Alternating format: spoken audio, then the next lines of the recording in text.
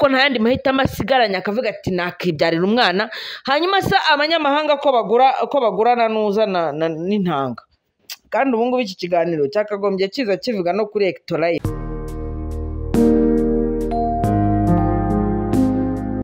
Bonjour ou bonsoir selon l'occasion, selon les endroits, selon les continents, selon les pays. Muraho neza mwese se murakomeye. Iminsi mikuru myiza cyane aho muri muherereye hose, abari kuri iyi si abo twahahuriye muri kino gihe, mwaba muri mu Rwanda, muri Afurika, Aziya, Australia, Amerika, Canada, ibihugu bitandukanye byo ku isi, mwese mwumve ko mbashuhuje, ndabayambiriye. Nta nubwo duherukanye, ni ikibazo, hari diru ndimo, wenda nzabona uburyo bwo kubibabwira ntayibabwira kandi nabwo muzihangane kuko ntabwo buri gihe nahura kuri social media, byaterwa n'icyo makura cyangwa se n'icyo makeneye. Yego nibyo icyo makura, kuko abantu benshi bibwira ko ngo impano ngo ugomba kuyitangira ubuntu, ngo ntabwo ugomba kuvuga ngo kubera ko gusa ari icyo wakweye. Ntibababeshye. N'umunyarwanda aravuze ngo ikirima ni ikiri mu nda, arongera aravuga ngo sinibuka n'ibindi, ariko na Bibiliya bigarukaho iravuga ngo ikimasa gihura imyaka ntimukagihambira umunwa. Bivuze ngo niba kuri social media kuzana ibiganiro hano kuri social media bitama amafaranga nk'uko nyakeneye, hakaba hari ahandi ngomba kuyabona, ubwo hasa n'ahantwaye. Ariko icyiza ni uko ntabibagirwa, nyuma y'igihe runaka nkongera nkagaruka tukaganira. Rero nk'umuntu wanyu ni ukuri ndabasuhuje, aho uri hose wumve ko ngushuhuje. Ndashimira abakoze commentaire ku kiganiro nabahaye cy'ubushize, nagihaye ubu ugomba kucyaploadinga, ati ndakugishyiraho. Ibaza ikiganiro nakoze kuri 22, numva niba yaragishyizeho ejo. Aho rero nanjye ncika intege zo kugisharinga kuko mba numva hari ubutumwa nagombaga kubaha busa nkaho bwabaye expire, ariko sinzi niba ari expire. Nibishoboka kwanza iyo udakoze shares hakiri kare ukimara kugishyiraho biragora. Numva rero kuba motive ngo njye kubusharinga ikiganiro cya 22 byaramvunnyemo gake, ariko muri hangana. Ndashimira abakirebye, ndashimira n'abagikozeho commentaire. Abo ngabo nabo twahuriye hano, mu burya duhurira ku bintu byinshi.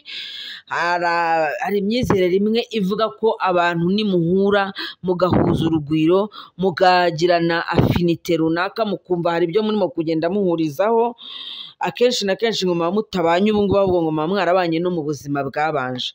C'est possible aussi, ntabwo mbyemeza nta nubwo nanabihakana, ariko nk'umuntu wemera incarnation na reincarnation, nemera ko hari abantu nyine turi kumwe hano, nubwo waba tutabizi cyangwa se tutanabyitayeho, ariko twigeze kubana mu bundi buzima bwabanje. Ndabashuhuje, ndabakunda. Ubwo iyo maze kubasuhuza mwese mpita mpindukira nkareba no ku ruhande rundi, ngoma ndi iburyo nkahindukira no ku ruhande rw'ibumoso, cyangwa se mba ndi kureba imbere ngahindukira nkareba n'inyuma, ku bantu bose bagiye banyura muri iyi si, bayiciyeho mu bihe bitandukanye,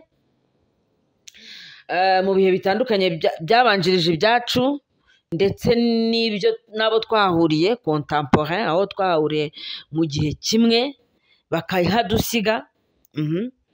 Ariko buryo mbazirikanye, akenshi nzirikana abaharaniye amahoro, abaharaniye urukundo, abagaragaje batanze umusanzu runaka ngo iyi si igire amahoro, itekane, igire ubuzima bwiza. Yes, ubwo ndavuga abantu. Yes. Hano rero tugiye kuganira ku bintu bijyanye n'ibivugwa cyane cyane. Buriya nibyo kenshi ngiye nshingiraho kugira ngo mbashe gutambutsa ubutumwa. Akenshi na kenshi buba bugamije kubaka umuryango no kugerageza kubaka umuryango, kuwuha icyerekezo. Uriya muryango tugerageza kubaka no kuwuha icyerekezo, birumvikana ko ari umuryango nyarwanda, ariko hari n'igihe usanga n'abandi batari abanyarwanda babyungukiyemo nk'abarundi. Turabasuje cyane, ni ukuri muhezagirwe kubera ko namwe tujya tubona komantere zanyu izitwubaka n'izidukebura byose burya turabyakira. Uyu munsi tugiye kujya muri umubwiriza igice cya 4:11. Ahangaha impamvu mpahereye ndaza kuyibabwira mu by'ukuri bitewe n'ibirimo kuvugwa. Turaganira ku muvugabutumwa ari kubikora binyujije mu ndirimbo, bamwita Aline Gahongayire. Aherutse kugaragara afashe inda, bigaragara ko ashobora kuba atwite. Nirinze kubivugaho ibintu byinshi cyane kuri Facebook nka kumwe nkunda kujyaho nkasakuza, usibye ahantu hamwe gusa kuri post y'uwitwa Etienne Gatanazi navuzeho akantu gatoya, ariko nari navuze ngo ibi bintu tuze kubyifashisha tugire icyo tuganira, kuko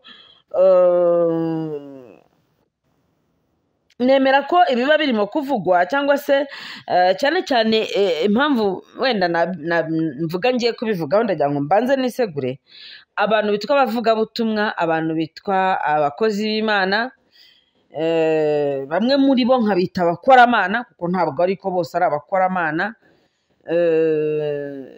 Njya mbabwira yuko njya nshaka gukoresha inkuru ziba zirimo kubavugwaho kugira ngo tugire ikintu tuganira, cyaba ikijyanye n'uburyo idini ryangije abantu mu mutwe, cyaba n'ikijyanye n'uburyo twakagombye kwitwara memsi turi muri iryo dini. Turi muri iryo dini ariko dukwiriye kwitwara gute, dukwiye kubana gute naryo, inyungu zaryo zikwiye kubungabungwa gute mu buryo butabangamira natwe inyungu zacu.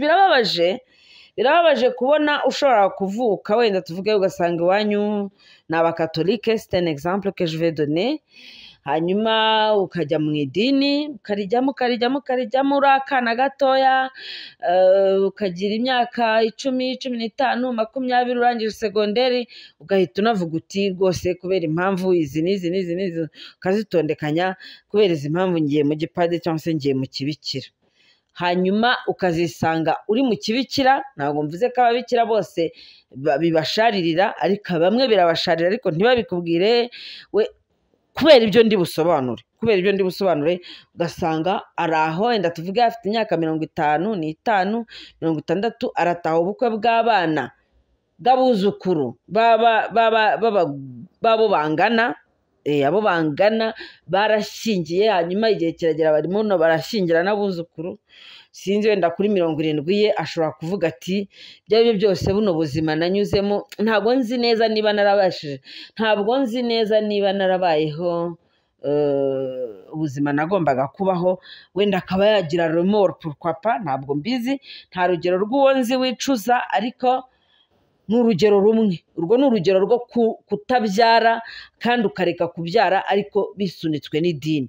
Undi nawe akagenda akakubyarira abana bakaba nk'icumi, igihe kikazagera kandi niwe wari uzi ubushobozi bwe n'ubushobozi bwe bujyanye mu byo kurera, ariko akazisanga afite abana 10 kubera ko yobotse idini rimubwira ngo mubyare mwororoke mwuzure isi, kwirinda gusama ni icyaha. Ese dukomeze tubigenze gutyo, dukomeze tubemo gutyo? Donc ibyo ngibyo tugiye kuba tuganiraho. Wenda hano mu mubwiriza igice cya 4:11 cyangwa usubira inyuma gato yaho uraza kumbwira. Turaza no gukoresha mu gitabo muri Abakorinto ba mbere. Nakoresheje Bibiliya cyane nk'umuvugabutumwa kugira ngo nze kubasha kwisobanura neza, mutaza kongera mukantera amabuye. Nyamuneka abantu basoma Bibiliya mujye mugerageza kutagira ubutindi n'amagambo atabahesha icyubahiro, cyangwa se niwumva n'ibyo navuze nabi, ntabwo ndi intungane, ntabwo ndi umutagatifu, wankebura utantutse cyangwa se nguze umusomere nk'uko wenda byanyendekeye. Mu Bakorinto ba mbere igice cya 7:9 abariho tuza guhera. Bakorinto ba mbere igice cya 7:9. Ubwo iyo mirongo ubaye ufite Bibiliya wahita uyireba, cyangwa se nanone ubaye udafite Bibiliya hari n'abantu baba barayifashe mu mutwe agahita yumva aho naganishije. umubwiriza igice cya 4 murongo wa 11 ndetse ni Abakorinto ba mbere igice cya 7 umurongo w'9. Idini rero icyo rivuga ku kijyanye no gushaka, kubyara, gushyingiranwa cyangwa se n'inzira yashyizweho, inzira ryashyizeho zo kuba wakwishimira impano y'agaciro kenshi twahawe yo kororoka. Ibyo nibyo tugiye kuganiraho. Buriya ari ikintu abantu batazi cyangwa se benshi barakizi, benshi bakanakirengaho cyangwa se bagisobanukiwe vuba, abandi ntibaragisobanukirwa bitewe n'ibyo bigishijwe. Babwiwe yuko ibintu byose bijyanye n'imibonano mpuzabitsina ngo byitwa ibishitani, nyamara bya bishitani bikaba ariho dukomoka. Buriya mbabwiza ukuri, nakira abantu benshi murabizi baza kwivuza tuganira mu bijyanye no kureba ukuntu ubuzima bwabo bwagenda neza. Umuntu iyo yisanze igitondo kimwe cyangwa ikigoroba kimwe atagifite ubushyuhe mw'abantu mwe, nimba hari ikintu gitera stress, nimba hari ikintu gitera guhangayika, nimba hari ikintu gitera anxiety, nicyo kintu njya mbabona baraza bakambwira, noneho akumva umushiha, akumva ikintu cyamwirunzeho, kumva kiramubundikiye, ubwo nkatangira therapy. Ingara Creative Arts Network muri nabyo dukora, tubafasha mu buryo butandukanye. Muri iki gihe tubafitiye icyitwa icyayi, nyine turimo kugenda dukora nk'uko ababyeyi bacu batangaga umutima urwagwa mu kigage, mu buki, mu mutobe n'ahandi, natwe tubaha umutima ucyayi. Uraduhamagara kuri 0788350667, hanyuma tukagukorera icyayi kijyanye na wowe ikibazo ufite tukagikemura. Nuko nguko nyine ubwo mba mpise nanakababwiriramo. Rero buri gihe dukora ibishoboka byose ngo tuganirize umuryango, tukuganirize wowe uri bwumve kino kiganiro, tukuganirize wowe ese mu by'ukuri ni gute wakagombye gutwara ubuzima bwawe muri iyi si,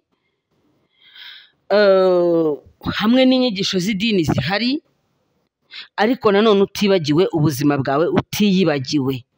Yego, hano rero uburyo bwo kugerageza gushyiraho gahunda ariko bakarengera, nicyo ubundi nicyo idini rikora. Mvuga ngo idini niba rinafite gahunda niba rifite n'ubushobozi no gushyiraho gahunda nyine ngo abantu bagire gahunda bagenderaho, ariko njye mbona barenga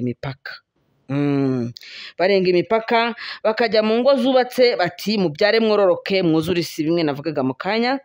Bagera ku ngaragu bati ni ukwifata mpaka ubonye uwawe, utamubona ukicara ugapfiramo. Ibi ngibi nibyo nabonye muri commentaire zatanzwe n'umudamu witwa Eliane niyo nagira, usigaye mu gihugu cy'Ububiligi. Uyu mudamu yaje kuri channel yitwa Impuhwe TV, ahavuga amagambo menshi cyane avuga ku witwa Mutesi. Uyu nguyu Mutesi nawe akaba ari umuvugabutumwa. Aba bantu ndabakurikira cyane kuko bafite uburyo bubaka ariko bakagira n'uburyo basenya, ku buryo bikomeje kureberwa ntago byazavamo kabisa.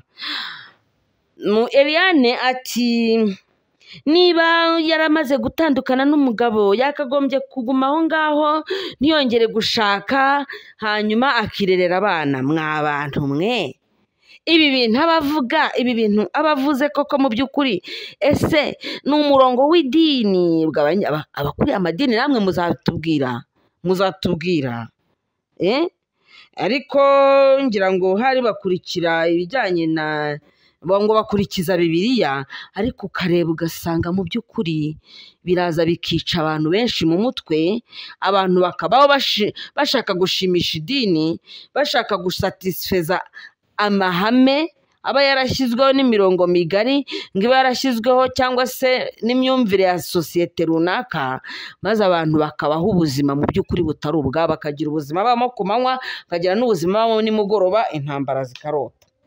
Uyu Evangeliste Eliane ku Mpuhwe TV, muraza kujyaho murebe ikiganiro yashyizeho amakomantere menshi cyane bavuga kuri uwo nguwo Mutesi. Ntabwo mbijyamo kuko uyu munsi nababwiye ko ndi bubaganirire kuri Aline Gahongayire, ntinjira mu buzima bwe bwite please. ndamuvugaho kandi mugerageze kunyumva, abakunda guhagurukana umuntu mugerageze kunyumva. Uwo niwe ndi buvugeho cyane, ariko n'abandi ndagenda mbavugaho kuko mufite ukuntu ibintu byanyu, cyangwa se niba navuga ibintu by'idini mubitwara abatabyumva neza bakagenda babigwamo bagira ngo niko bigomba kugenda. Tumenye ngo ibintu by'idini ni bizinesi, tumenye ngo ibintu by'idini umuntu wese ubirimo agomba no kubikurikiza, afite iyo sinyatire yarayisinye ko agomba kubikurikiza.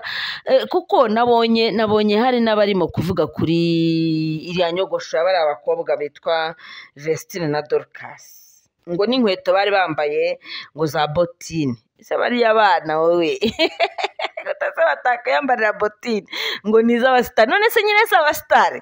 Ariko noneho rwose abandi banenga ukuntu ibyo ngibyo ndabigarukaho nyuma. Ni ukuvuga ngo niba umuntu ashobora gushinga butike cyangwa agashinga iduka cyangwa agakora indi kampani runaka, umuntu ashobora gushinga ONG yo gufasha abantu kuruhuka mu mutima. Niba abikoze akabikora anyuze muri Bibiliya kugira ngo bibe successful, kubera ko abantu kubera ko azi ko abantu bakira neza ibintu byose bijyanye na Bibiliya, mwimuhagurukana ngo mwumve ko ako kanya birangiye abaye igitambo cy'ibyishimo byanyu mwebwe, abaye igitambo cy'ibyishimo byanyu. Yes, niko ndi bubabwire. Impamvu mvuga ngo abaye igitambo cy'ibyishimo byanyu, ndacyagaruka kuri aka kantu kitwa gupfiramo. Ese mu by'ukuri kubaho upfiramo mu by'ukuri ni ubushake bw'Imana? Kubaho upfiramo ntabwo ari ubushake bw'Imana nk'uko tubibona muri iki gitabo nababwiye cy'Abakorinto ba mbere igice cya 7 umurongo w'9. Havuga ngo iki rero abantu mu murongo w'9? Aravuga ngo ariko niba reka nsubire inyuma gato nshyireho n'akamuri kuko ndabona ntatazi. Ahangaha usubira inyuma gatoya ku murongo w'8 cyangwa se umutwe w'amagambo Pawulo yabwiraga ab'Ikorinto, yarababwiraga ngo ibyerekeranye n'ishyingirwa. Ku murongo w'8 aravuga ngo abatararongorana kandi n'abapfakazi ndababwira yuko icyiza kuri bo ari uko baguma kumera nkanjye. Pawulo yari ameze ate nyine ubwo yari ingaragu? Ubwo ayo ni amategeko ye. Arangije arababwira ati ariko niba badashobora kwirinda barongorane, kuko ibyiza ari ukurongorana kuruta gushyuha. Subira inyuma gato hari ahandi avuga ngo ibingibi ni njye ubivuze ku murongo wa 6 ngo ariko ibyo mbivuze ku bwanjye, si amategeko mbategeka, kuko nashaka ko abantu bose bamera nkanjye. Ariko umuntu wese ufite impano ye yahawe n'Imana, umwe ukwe undi kwe. Yes, wahawe impano yo kwifata, wahawe impano yo kubaho udafite umugabo. Mama Eliane ndaguhamagara niba ngombwa uzakore commentaire kuri kino kiganiro umbwire, urabwira Mutesi kuguma aho ngaho ngo kugumira aho ngaho ushingiye kuri tegeko ko na Paulo watanze amategeko atigeze abwira abantu ko ibyo ababwira ari umwami ubibategetse, ahubwo aravuze ati bibaye ku bwanjye nabasaba kumera nkanjye, ariko ibingibi si amategeko mbategeka. None wowe utegeka Mutesi kugumira aho ngaho ushingiye kuki? Amateka mwabanyemo kuko numvise umuvuga nkaho muziranye cyane n'iki ntabwo byo ndi bubyinjiremo cyane ko nabyo nagiye mbikurikira nsanga muraziranye kurusha uko twabikekaga. Ariko ibyo ntabwo ari impamvu yo kugira ngo umubohe umubwire yuko ngo ntazashake, urumva, ngo nagumira aho ngaho ngo yirerere abana. Iyo mikino muri mu gukinisha abantu, utekereza ko abantu bose bayishoboye? Yo kuvuga ngo aragumira aho ngaho yirerera abana, ese icyo wita kuguma aho ngaho akirerera abana, ntabwo ndi bwinjire mu by'urugo rwawe kuko nabyo mbifiteho akantu gato. Urabizi ko namaze umwaka urenga ahantu bita Batsinda, kandi ntabwo nakurikira amagambo biba bivugwa, ibyo niba bivugwa ntashobora gushingiraho, ariko ndatekereza ko ahangaha ujya kubwira Mutesi gutya nakubwira ngo agahwa kari ku wundi karahandurika. Igihe cyose umugore yumva yubatse mu rugo rwe, ibi ngibi ubyibuke neza muri 2018 nabwo twabigonganiyeho, urimo kwemeza ko ngo utakwahukana. Nta nubwo ari njye twabigonganiyeho wenyine, hari abantu benshi mwabigonganiyeho mutabyumvikanaho, urimo kwemeza ko utakwahukana. Amagambo abantu bakubwiye urayibuka, none uragarutse ushotse mugenzi wawe, umuvugabutumwa mugenzi wawe, Pastor Mutesi, uti ntabwo yakagombye kongera gushaka, agomba kugumira aho ngaho. Ariko bite byanyu ubwo ngubwo mwatuje koko, mwagerageje amabwiriza y'idini mukajya mugira ahantu muyagarukiriza mu bijyanye n'idini n'ubuyobozi bwaryo, no hejuru iyo ngiyo, ariko mwagera mu buzima bwanyu bwite mukareka kubivanga. Kuko impamvu mbivuga gutya ni uko uzasanga idini riza kukubwira uko ugomba kubyara, idini rigomba kuza kukubwira uko ugomba gushaka, idini rigomba kuza kukubwira uko uziyuhagira, uko uzarya, uko uzaryama, uko uzabana n'abavandimwe, uko uzabana. Ibyo bintu wenda ku ruhande rumwe ntabwo ari bibi cyane, ariko niba utabashije kubyubahiriza, nk'uko idini ribigusaba, ni ikibazo. Cyangwa se uzabasha kubyubahiriza ariko wowe nyine uba urimo gupfiramo. Hanyuma rero Pawulo ati ibi bintu ntabwo ari byo ngewe mbategeka, ntabwo ibi bintu Pawulo yabitegetse abakristo mwe. Niyo mpamvu buriya ngewe kuri ngewe ahubwo nemera ubuharike, mwarangiza mukaza mukantukuza nkaceceka nkabihorera, ariko la fin justifie le moyen, amaherezo igihe kizaba kibibereka. Uretse gato byagenda bite rero mu gihe habayeho gushyuha kandi utari mu rushako? Mama Eliane ndimo ndakubaza, cyangwa se n'abandi bakristo bagenzi bawe, harya nakanga karekane ko kakubaza, naba nkugiriye mu buzima cyane, ariko ubutaha uzajya winjira mu buzima bw'abandi bantu woroheje, kuko buriya ururimi ruvuga abandi rurihuta cyane.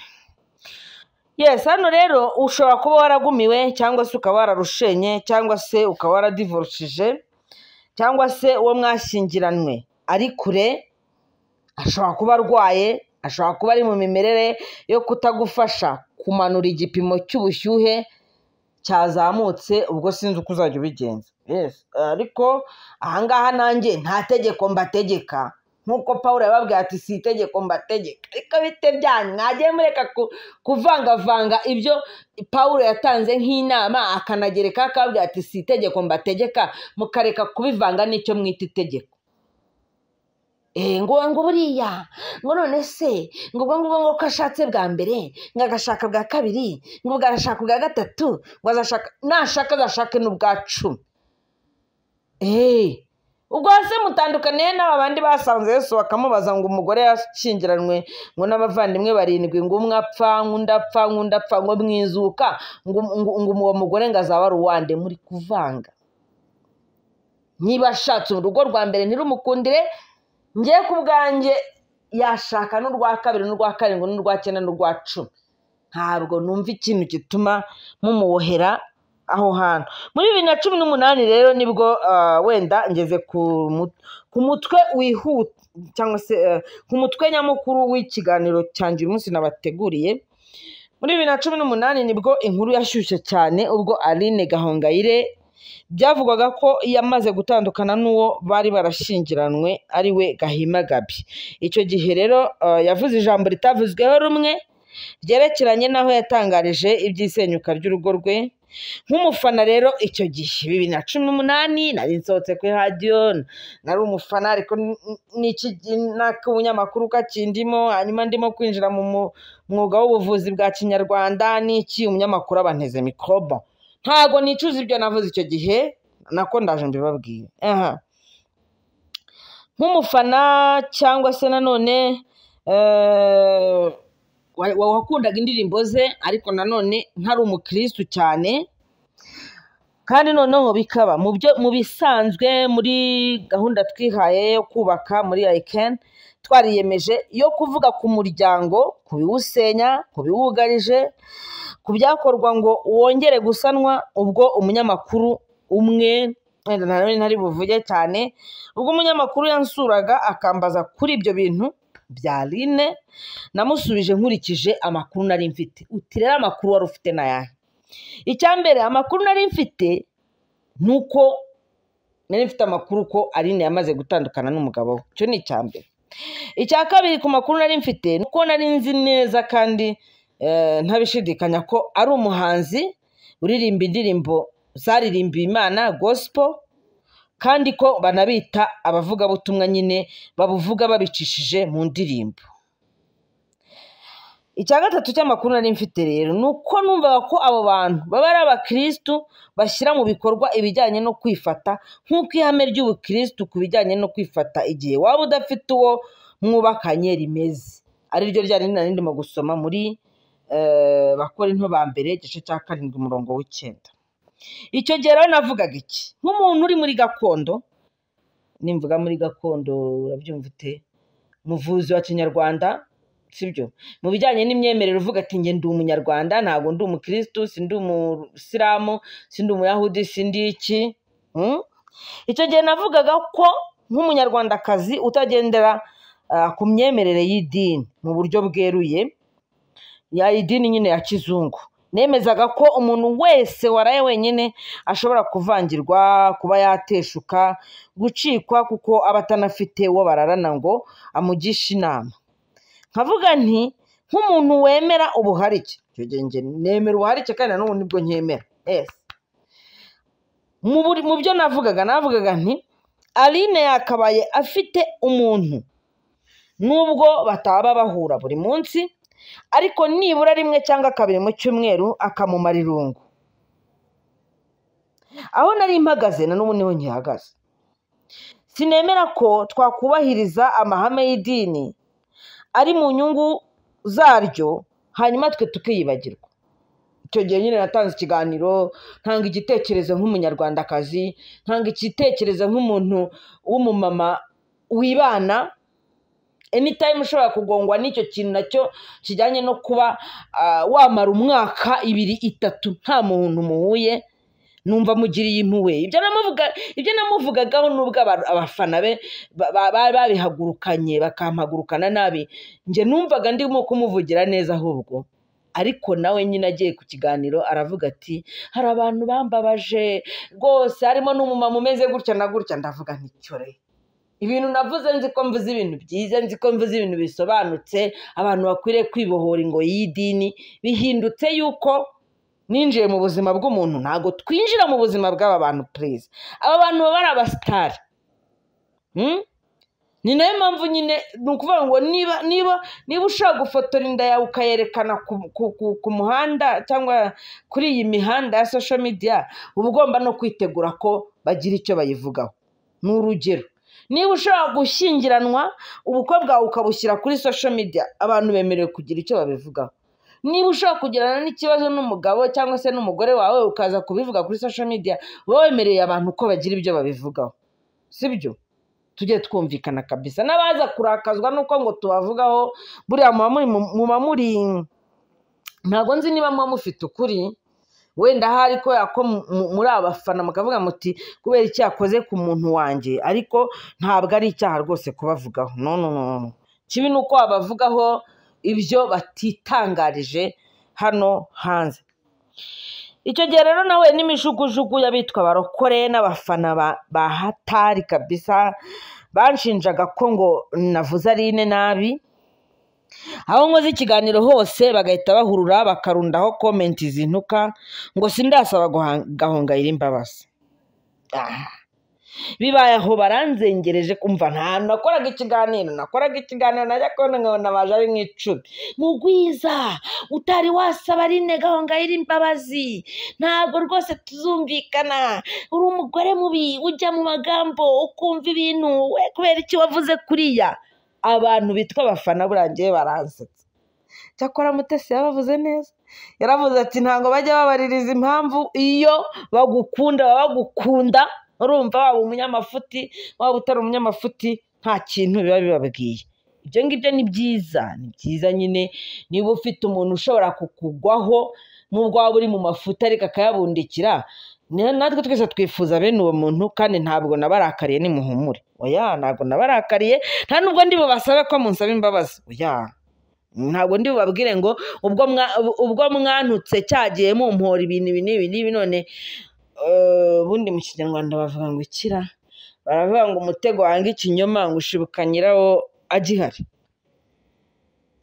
La fin justifie le moyen, amaherezo igihe kirabisobanura, kuko kumbwira ngo umuntu ngo ari hariya ngo kubera ko ari umuvugabutumwa ngo ari uwo mu ndirimbo cyangwa se ngo avuga n'ubutumwa ariko umugabo baratandukanye ngo none ngo umuhambiririye ngo kubaho nta muntu agira babana, icyo gihe Aline nawe yarabivuze neza.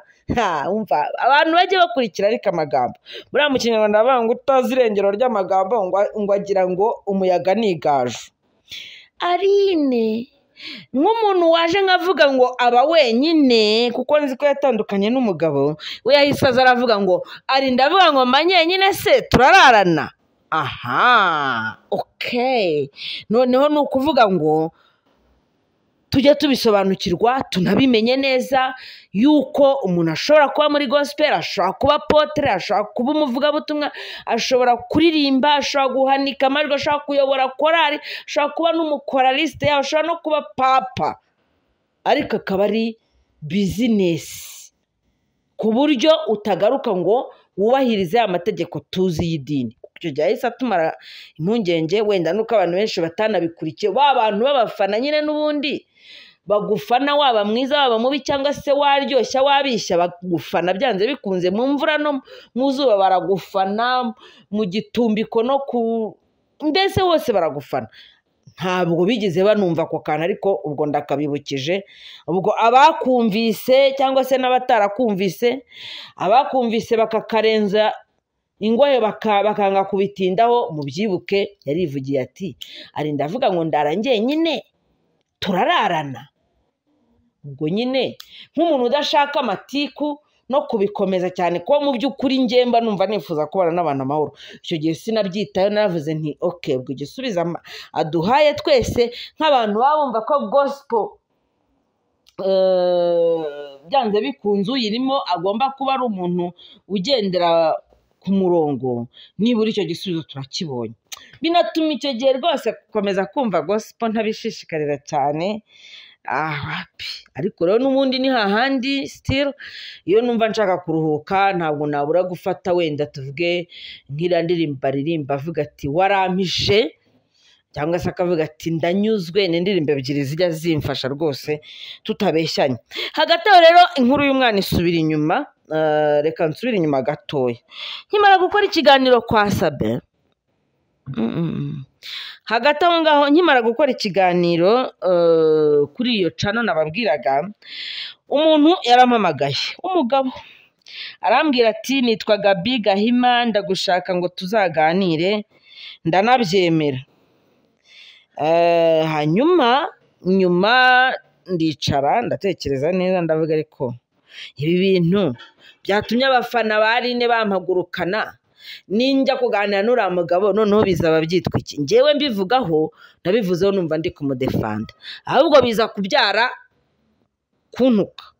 None ninjya kuvugana n'uriya mugabo ubwo noneho bizagenda bite? Ntibizagaragara ko ndimo kumwinjirira mu buzima? Icyo gihe kujya guhura na Gaby Gahima narabyanze.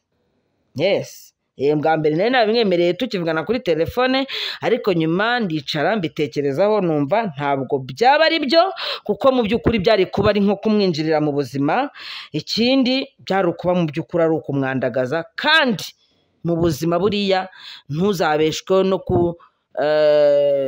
no gukuza cyangwa se ngo Bibiliya byita gukwirakwiza inkuru y'umuturanyi.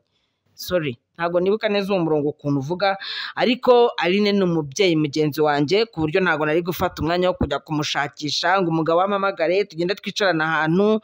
Ibaze hagize nk'ubu tubona akamuhamagara ati gutya na gutya na gutya, icyo gihe babyita kugira gute? babyita gukora mu jisho ry'intare. Urumva abafana barakaye ko navuze umuntu wabo nabi, nawe ubwo aravuze ati aho ndara ntabwo wazi, ntabwo tuba turi kumwe. Ubwo nari kujya guhura na Gaby nshaka iki? Nahisemo rero kutahura n'uwo muntu, cyane ko imibanire yabo no gutana kwabo atari byo nari navuzeho. Kandi nanone urumva donc ntabwo ari byo nari navuzeho. Epi ntabwo uba uzi igihe abantu bakwiyungira bitewe n'aho bahuriye. Urumva nari kuba ntandukiriye. Icyo nari navuze gusa nari nivugiye ukuntu mbona abantu bibana b'abakristu bakagombye kwikiranura n'umubiri, aho kugira ngo bajye babaho bagire izo za demanse, bagire za desequilibre. Buriya iyo umuntu adakora imibonano mpuzabitsina hari ibintu byinshi bipfa mu mubiri we. Nuko wenda sometimes abantu baba bazi gukora transmutation sexuelle ukayikora ikagira, ariko still abenshi bakunda no gufatwa n'ikintu cyo kwikinisha nyine nibyo bizana kwa kwibagirwa n'iki. Ubwo rero njye numvaga nyine donc ntabwo nahisemo kuvugana n'uriya mugabo. Navuze nti no. Epi nongere mbibutse ko njye nari umufana we mbere yuko wenda bari abantu bantuka cyangwa iki. Donc nk'umufana wa Aline kandi wifuza kubana n'abantu bose amahoro, navuze nti ibi bintu ntabwo ari byo. Ahubwo ikintu nakoze, kuko mbere nabanje kwihagaraho ndavuga nti no, ntabwo ngiye nasaba umuntu imbabazi, ubundi sikosa namukoshereje nirihe. Ariko nagera ahantu hose ngasanga barimo baranzengereza, kandi sinkunda umuntu buriya unshyira mu majwi ngo usanga ari njyewe wabaye ikibazo ahantu hose. Byabaye ngombwa ko njya kuri page ya Aline musaba imbabazi, hanyuma kubw'amahirwe mbona niba n'abanyandikiye cyangwa se niba ari umu agent we simbizi. L'essentiel nuko nabonye abantu batangaga amakomantere yo kunjujubya batakibikora.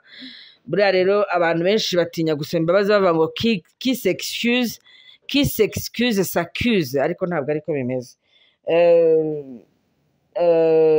Icyo gihe nta kintu nishinjaga rwose mu by'ukuri, kandi nawe wumvise contest nari nabivuzemo, cyangwa se niba wararebye icyo kiganiro ukabubyibuka, ntabwo nari ngamije kumusenya cyangwa se kumuzengereza ukundi kuntu. Ni kwa kundi nyine tuvuga ku biba biri kuba tugamije kwigisha sosiyete. Hanyuma rero ubwo rero na nyuma yaho nyine mbona noneho nsigaye nkora ibiganiro ntibabigireho komantere cyane, n'ubwo wenda haba hari ababigizemo inzika, ariko ibyo ngibyo ntabwo bindeba. Nakomeje kujya ngenda nkora ibiganiro rero bigamije kugaruka ku buzima benshi mu bantu babamo bwo kunezeza idini, bakibagirwa ubuzima bwabo ndetse n'imishyikirano bafitanye na Data wa twese. Kuri njyewe ntibikwiriye ko dusigasira isura y'idini ngo tubeho ubuzima bwo kwishushanya bitewe n'ibyitwa amahame yaryo, kandi mu by'ukuri idini ryo ryunguka, ariko ku ruhande rwacu twebwe tugahomba. Urugero nabitangiriyeho mu kanya kashize. Uri padiri ukaba ugaragara neza imbere y'imbaga y'abakristu, ariko warabyaye abana batemerewe kukwita papa. Aha ngaha ndibaza, ubwo wakwizera udashidikanya ko Nyagasani akwemera nk'umwana we wowe utemera aba wabyaye? Ibyo urimo mu idini urarisigasira, ariko mu by'ukuri wowe ntabwo wisigasiye. Kandi izo kesi zirahari z'abantu babyara abana bakaba iyo, ntabwo ari umwe cyangwa babiri, maze kumva ni benshi. Aha kabiri rero, uri umubikira ariko ukaba udakurikiza amahame y'idini ajyanye no kwifata, usanga kwifata byarakunaniye. Hanyuma kubera kubungabunga idini ukanga gusohoka mu kibikira ngo werure ushaka ubyare, ahubwo ukajya urya ku matunda ya Adamu na Eva. sorry ukajya urya ku matunda ya Adamu na Eva bucece, ukajya urya ku matunda ya Adamu bucece, wicecekeye nyine, maze inda yajyamo ukajya uzikuramo, inda zajyamo ukajya uzikuramo. Wamara kwiyuhagira ugatamiriza ivara ngo unyuze, maze aho unyuze hose bakunama ngo mama yarahise kandi abana barabamariye muri urumva cyaba ari ikibazo. Icya gatatu rero wenda n'urundi rugero narwo, ukaba ufite uwo mwashakanye akaba ari mwe muzi ubushobozi bwanyu bwo kurera, ariko idini rikazamo hagati riti mubyare mwororoke mwuzure isi, mukazashiduka mufite abana 9 mu nzu y'icyumba kimwe, ngo kuko idini ritemera ibyo kuboneza urubyaro. Wenda kanyuma nsorezaho ari nako kari buze kutugarura kuri Aline. Nvuga ngo ushaka kubura aho ukaba ufite nk'amafaranga yawe, ugategereza kubona uwo muzashyingiranwa bikanga, cyangwa se ukanatandukana. Wenda tubivuze mu buryo bwagutse kugira ngo bye gufata ku muntu umwe gusa. Hari umuntu ubura aho ngaho akabona agize 40 ari umukobwa atarashatse, yarihambiriye ku mahame y'idini avuga ati njye ngomba kuzashaka kandi ngashakana na mwene data duhuje ukwezera. Abo babaho. Cyangwa se ugasanga aravuze ati yashatse umugabo, twagiye tubabona mu gihe cya 94, ugasanga yashatse umugabo wenda tuvuge jenoside yari afite imyaka 26 se, umugabo bakamwica, bamara kumwica agahita yinjira mu kirokore yageramo, ntahita abona umufata ngo amugire umugore, urumva, hanyuma akabaho ngaho ategereje yuko azagira umushaka. Imyaka 10 igahita, 15 igahita, agahita yinjira. Abadamu murabizi ibyacu two twebwe turanacura buriya, ntabwo ari kimwe n'umugabo. Umugabo ashobora kugira 60 akazashaka kuri 60 cyangwa 50, ariko ibaze ubaye uri umugore ukagumya kwishinga ngo amahame y'idini, hanyuma ukazisanga ufite 45, ugatangira kujya ugira imihango rimwe mu mezi 3, hanyuma ukazisanga ufite 50, imihango yarakamye ntayo ukigira, akaba ari gutangira gutekereza ngo ariko uziko buriya idini iyo ntaryishinga mba narabigenje uku. Ibyo bintu nyamuneka, mu Kinyarwanda bavuga ngo icyo nakoze irabanza, ngo icyo nakoze irabanza iyo mbimenye gaheruka. Donc wayaho ni ubuzima nyine. Murambabarira abafite ubwo buzima bumeze butyo, ariko please niba ugumirwe kubera ko ariko bimeze, niba utarashaka kubera ko ariko bimeze, sinkwishimye hejuru Mana Nyagasani, iri jambo umfashe niba ryakire nabi, ariko niba ibyo bintu birimo kuko kubera ko ari idini wishingikirijeho, ugashaka ko idini riyobora ubuzima bwawe kugera no mu misokoro yawe, rwose nakubwira ngo warashe imbogo. Ariko nubwo bwose warashe imbogo, haracyari ibyiringiro ko wasubira inyuma niba ugifite akenge. Kuko usanga idini hari ukuntu ritwara abantu ubwenge burundu, ukabona ubwenge bwarahengamye bwaragiye, ugasigara unibaza ni uriya muntu ni umuntu, asigaye agenda gutya yunamye afashe asize amaboko inyuma, ni umumama, we kare ibyo bintu ntabwo abantu bakwiriye kubyemera. Hanyuma rero nyuma ugashobora kugira gutya ugize 35, 40 cyangwa se no kurenzaho, hakagira umuntu umwe kwemerera kukubyarira. Ubwo wenda ndagaruka yaba ari umugabo cyangwa umugore, ariko akakubwira ati njyewe nkurikije ukuntu mbona bimeze, wenda sinshaka guhita mbana nawe ku mpamvu izi n'izi. Cyangwa se akaba afite n'umugore wundi, pourquoi pas, njyewe nababwiye ngo mu byo nemera n'ubuharike burimo. Birashoboka ko yabikwemerera afite urundi rugo. Njye kuri njye simbifata nk'icyaha. Yes, ntabwo mbifata nk'icyaha kuko abanyarwanda barasangiraga kandi ibiryo biryoha bisangiwe. Hanyuma icyo ni kimwe. Ashobora kubikwemerera wenda nawe akiri umusore ariko atari yaba tayari. Ashobora kubikwemerera afite n'urugo rundi rwe. Ashobora no kubikwemerera wenda ateganya ko muzashakana, ariko avuga ati none se umuntu ugize iyi myaka ingana gutya atarigeze abyara, ubundi kubera iki nahita mbana nawe ntabanje ngo mutere inda menye ko nibura anabyara?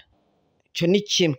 Hanyuma wanayitwita ntahita avuga ati ndahita nkujyana, ahubwo akavuga ati oya, ubwo nayimuteye tutabana reka mbanze umwana wanze avuke manze menye ko ari uwanjye. Bityo indi ikabigaragaye uyitwite ariko akaba yitwite nta mugabo afite uzwi. Hano rero idini rikaba rirahagobotse riti oya ibyo ngibyo byo kwiteza inda ngo mwibyarira abana ntibyemewe. Ejo nabonye umuvugabutumwa arimo kubivuga, umwe arimo kurenguriza ngo ku badiyasipora ngo baza gushaka ababatera inda hano, mwaretse kujya mujya mu buzima bw'abantu cyane mukabwinjiramo mukabujagajaga cyane.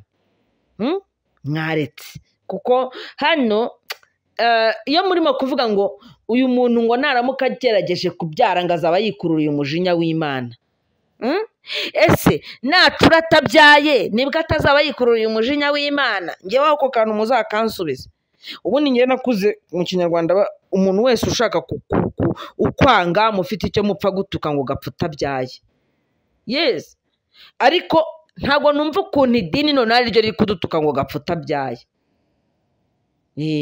Ryumvisha umuntu uri aho ngaho ubona ko nta yandi mahitamo asigaranye akavuga ati nakibyarira umwana, hanyuma se abanyamahanga ko bagurana n'uzana n'intanga. Kandi ubu ngubu iki kiganiro cyakagombye kiza kivuga no kuri Ectolife, ariko ntacyo nzayigarukaho, narabibemereye kuko ubushakashatsi ndacyabukusanya bw'ukuntu ni ukuvuga ngo nujya kumva barakubwira ko Abanyamerika bayoboka idini kuri 80%, ariko bakongera bakaba bakire, nuko batagira bene ubu bugoryi bwose muzana hano. Yes, ayoboka idini ariko idini ntirimubuze gushinga akabari ngo acuruza inzoga amafaranga aboneke, sibyo? Ayoboka idini ariko idini ntirimubuze gushinga ikigo ngo atangire ajye abyaza amafaranga ayitira y'imfubyi, ariko yamara kuyitirira y'imfubyi akayakoresha n'ubundi projet zizamwungukira. Naho mwebwe muri aho ngaho murasamye, murashaka gukiranuka bitajya bigaragara ku babazaniye iryo dini, right? Ugahagarara ukavuga uti rwose ubu ngubu n'umwana naramuka avutse hanze y'ishyingiranwa ryemewe n'amategeko. Ayahe mategeko? Amategeko yanyu n'amategeko ya za leta, fine. Ni byiza ko ayo mategeko ya leta agira ukuntu ashyiraho gahunda, ariko se niba tudashobora kubabazwa nuko cyangwa se niba tujya tubona abakobwa batoya babyaye inda zitateguwe, sibyo? Murangurikiye?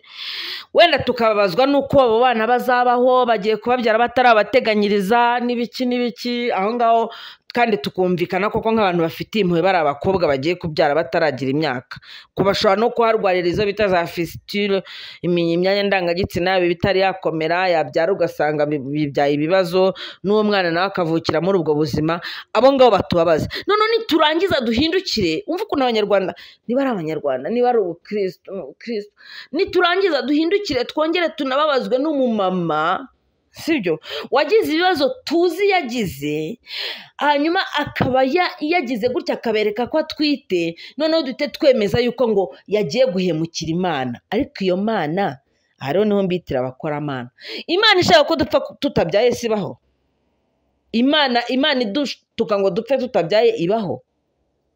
No, nge ntabwo mbyemera. Mutaza kumbwira ngo ngo ushyigikiye ngo ubusambanyi ngo bwo kurongorana ngo utagira umugabo wawe, ariko bite byanyu ko n'abitwa ko bafite ingo badasiba kuzica inyuma, nabo ngabo bita ngo rwose ni abavugabutumwa bemewe, bambara ka kantu k'agakanzu bagashyiraho akandi kantu k'umweru hano mu ijosi, ko nabo tujya twumva ibyo bakora, cyangwa se ukumva ngo n'abapadiri ngo ku isi ngo barimo kuregwa ngo ibyaha ngo byo gusambanya, badasambanya abana b'abakobwa ahubwo basambanya abana b'abahungu. Ariko reka mbabaza, buriya ni nabyo mbabwira ntabwane gusa, umuhungu n'umukobwa tuzababuza gukundana ngo kopinage ntiyemewe ngo ubukristo ngo turaba tubuvangiye? Twemerera umuhungu n'umuhungu kugendana mu kanya babe barakubanye, nabyo bitubabaze? Umumama aravuze ati ku myaka mfite reka nibyarira umwana, noneho nabwo duhaguruke. Reka mbabwire ngo nabonye komantere zimubwira ko bwa buvugabutumwa Imana arayisebeje, asebeje idini, ororororo rarararara. Ibi bintu rero bigomba no gusobanuka. Ubuzima bw'umuntu bukaba ubuzima bw'umuntu, akamenya ukuntu abuyobora, akamenya ukuntu abugendamo. twebwe tukabirebera hariya cyane cyane ko nawe abagiye kuzaza gusaba minerivare nawe agiye kuzasaba itushi ry'umwana ariko abana bacyandike tushi nanjye mva hano mbangezera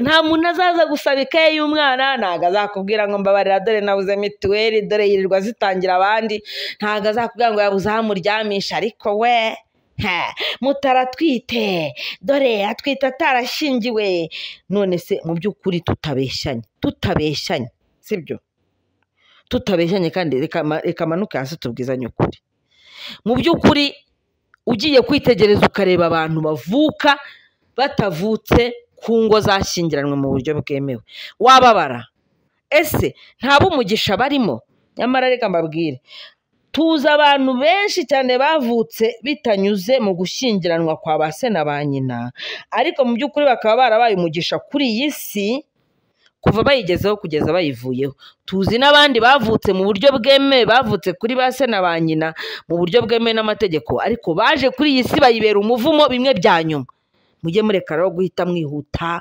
ngo muze gushyira inkoni mu mapine y'amagare y'abandi no ibyo bintu ntabwo ari byo ngendagira ngo cyane cyane abarokore abakristo nako abafana ba Aline Gahongayire mwantutse cyagije mumbwira ngo namuvuze nabi uyu munsi ko murimo kugaruka mukamushimagiza mubwira muti kabyare kandi nanjye nabimubwiye sibyo byare rwose ngo haye impundu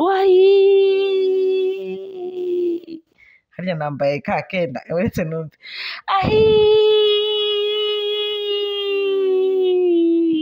impundu rwose ndaziguhaye ubu se muragaruka munsabe imbabazi muragaruka muvuge muti mugwiza rwose nubwo bwose cyagiye twagusaranye ariko biragaragara ko muri bubinsabe ntabwo mbibasabye ngo muze kunsaba imbabazi ariko mwiyongere mwitekerezeho donc tuvuge ko kuri mwebwe sibyo kuva cyagiye 2018 nakoraga kiriya kiganiro mu karakara kugeza uyu munsi noneho ikizibiti kibonetse ko aratwite yakagombye kuba yarabayeho ari aho ngaho nta buryo bwo kugira ukuntu yikiranura n'umubiri nibyo mwashakaga cyangwa niyo sura mwabonaga yuko mu kuririmba kwe byanze bikunze ubwo buzima ariko abubayemo mwagiye mwihangana mugafana ariko mugafanana n'ubwenge mugafana ariko mukagira n'akandi kantu gasubira inyuma kakavuga ngo mu mitekerereze cyangwa se no mu nyurabwenge no mu guteka cyangwa nuko wenda biba byavuzwe n'umuntu utari kumwe namwe mugahita mugira ngo no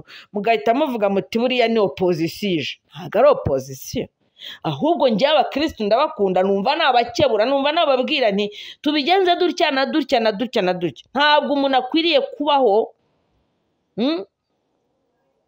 yumva ko yakurikiza amahame y'idini ariko mu by'ukuri ya mahame y'idini arimo kubangamira inyungu ze ngo nukuri ngo buriya ngo ibintu ngo by'iminzani none se wowe waranguye noneho bakwibye waje ukavuga uti ahantu nagiye banyibishije umunzani ndangura ibiro 50 bya chia seed noneho bampa 48 none mbigejeje hano msanze ibiro 2 byamaze kuvamo icyo gihe ugiye kuwara igishoro cyawe uhita ufata amafaranga watanze aho kuyagabanya na 50 ukayagabanya na 48 ukamenya uko uzagurisha ikiro kimwe ntabwo uhindukira ngo uvuge ngo noneho ngo kwa ko nari naranguye 50 bakaba bamaye 48 ndabara ko naranguye 50 gute se tujye tumenya ubwenge ubu Kristo ntabwo uziba ntabwo uzafata nawe ngo ujye uha abantu amagarama 750 ngo nuko ari waguze yitwa ikiro weya umuntu ikiro cyuzuye wowe ukiranuke ariko umuca amafaranga ahwanyije nuko waranguye uko niko bimeze urumva uko niko bimeze kugira ngo idini mugure naryo ariko mu byo mugura niri gupfunyikira wowe ntabwo uzaza gupfunyikira abantu idini riragutwara nkaho ubwo uri mu idini ubwo uririmba mu idini nakunze umubyeyi witwa Tonzi umunsi umwe mu biganiro bisa nkaho byikurikiranyije ahise agaragaza uburyo abantu baririmba gospel baryamirwa abantu baririmba mu makorari aravuga ati ni gute njyewe ndirimba nkaririmba muri korari ngahangatanga ahubwo umurimo ngewe nkora akaba ari nawe uzana n'amaturo menshi ariko simpembwa agahembwa pasiteri gusa ntabwo muzi ibyakurikiyeho urabona ko bimeze nk'aho ari ubushyamirane ntazi ukuntu bwaje kurangira buriya ndashaka ko baramwegera bakamubwira bati nyamuneka urimo uragumura abo muri korari ariko tubyumvikane tubibwizanye ukuri abantu barangarira mu madini ugasanga ubuzima bwabo babuhaye idini imyaka ikaba 10 ikaba 20 nyuma akazisanga nta kintu ariho idini ryarungutse ryaramwubakanye ryaragize gute ntabwo muzi abagiye batanga n'ubutunzi bwabo bakagera nubwo bajya mu mabanki kwikopesha ibi rero mba mbivuga atari uko nshaka kwibasira umuntu kanaka ahubwo nuko mfatira ku byavuzwe ku muntu kanaka cyangwa afatira ku byo we ubwe yitangarije nkagira ibyo mbaganiriza kugira ngo nawe unkurikira umenye ese nkwiriye gutwara ubuzima bwanjye gute nubwo bwose buri mu idini reka nsoreze kuri wa murongo nari nabahaye wo mu mubwiriza igice cya 4 umurongo wa 11 uravuga ngo murongo wa 11 uravuga ngo maze kandi ababiri iyo baryamanye barasusurukirwa ariko uri wenyine yasusurukirwa ate subiye inyuma gatoya umurongo w'9 avuga ngo ababiri barutumwe kuko babona ibihembo byiza by'imirimo yabo kuko iyo baguye umwe abyutsa mugenzi we ariko uguye ari wenyine atagira umubyutsa ababonye ishyano maze kandi ababiri iyo baryamanye barasusurukirwa ariko uri wenyine yasusurukirwa te umuntu naho yanesha umwe ababiri bo baramunanira kandi umugozi w'inyabutatu ntucika vuba wenda akanga ndagira ngo ngasozerezeho n'ukuri sibyo wigumira aho ngaho ngo we kubyara umwana mu gihe ugifite ubushobozi bwo kubyara umwana ababiri nta kibananira kandi ababiri iyo bari kumwe barasusurukirwa iyo uri mu nzu ya wenyine uwo mwashakanye mutakibana kandi wenda we yaragiye agashaka aha ngaha ndabwira cyane cyane abagore noneho akagenda agashaka yagusize aho nta n'umwana mwari mwabyaranye uriho icyo kintu cyo kwitwa ko uri umugore wakana k'abashyingiranywe idini rikakubwira riti kandi kubera ko uwo mwashyingiranwa akiriho atapfuye buriya ntabwo wemerewe kugira ukuntu washaka undi murabyumva neza murumva aho ndi kuganisha hanyuma ukaba aho ngaho ukaguma uri umwe ese ubyaye wa mwana si kwa kundi mwaryama akagususurutsa aha ngaha ntabwo yagususurutsa mu rwego rw'uko nka papa we yagususurutsa cyangwa se mu kigero kimwe n'icyo papa we yagususurutsamo ariko muzaganira museke mwishime niwinjira mu nzu ube wahasize umukozi usanga umukozi yarebye wa mwana aragutegereje aze yiruka avuga ati mami ntabwo ari kimwe n'uko uzinjira mu nzu ya wenyine yiriwemo umukozi icyo gihe nta nubwo washaka uwaguma washaka uza agakora isuku gusa agataha ubundi ukajya winjira mu kizu cya wenyine cyangwa se wanashaka n'aburera ugashaka burera ariko ugasanga ntabwo ususurukiwe nk'uko yaba ari amaraso yawe nk'uko yaba ari igice cyakuvuyemo tujye tureka kwirirwa duhambirira abantu mu buzima budashoboka cyangwa se bwashoboka bukaba bushaririye ngo ni ukubera gusa gushaka gushimisha idini no na Adamu na Eva nakunze nuza uriya Etienne Gatanazi aravuga ati Adamu na Eva harya buriya bashingiwe nande yego nyine bashingiwe nande ibintu byo gushyingirwa ni byiza byatanga umurongo kandi noneho bigashyiraho amabwiriza nyine atuma abantu bagira amabwiriza ari morale ariko mu gihe atakunze nta tegeko ritagiriye irengayobora ngo uze ubwire umuntu ngo kubera ko ntashyingirwa umuzima ngo ntiyakagombye kubyara gute se uramufunga inda nkandi ntabwo ngenge nemeranya n'ibintu bimwe na bimwe abantu bashaka kumvisha yuko kubaho ngo utabyaye kubaho udashatse ngo aribwo Imana ikwemera gute se urarana n'abagabo ba ninjoro ntabwo wapfa kubyumva kugira ngo ubyumve nuko ubwo buzima uba warabunyuzemo ukaba warabunyuzemo ukavuga uti nigeze kubaho njyenyine menya ingorane zo kubaho njyenyine hanyuma ubu ngubu nabwo ndi kumwe n'umugabo ariko ndi kumwe n'umugabo cyangwa ndi kumwe n'umugore ariko nzi neza kubaho wenyine uko bimeze nuza rero gutanga inama mu by'ukuri wowe utari n'umugabo wigeze kubaka ugatangira gucira imanza abagabo ngo batubake ingo neza n'abagore batubake ingo neza kandi uri umujene ujye ugenda gake, ugatangira kwaturira umugisha muke, akorekane kubita umugisha muke, ugatangira kwaturira umuvumo ngo ku bakobwa bashaka kwibyarira abana, urabaturiraho umuvumo, urabacira imanza ko atari wowe Imana. Imana ntabwo ari izi uko izabagenza, n'ibyo babamo n'uburyo bazabibamo n'uburyo bazabisohokamo cyangwa se n'uburyo babyinjiyemo. Ntabwo umuntu akwiriye kuza kuyobora ubuzima bw'uwundi, nongeye mbivuge, ntabwo umuntu akwiriye kuza kuyobora ubuzima bw'uwundi amubwira ngo ugomba gushaka abagore bangana gutya, hagomba kubaho umugore umwe ku mugabo umwe, kandi mu kanya akagaruka ati noneho mwemere n'abagabo ku bandi bagabo.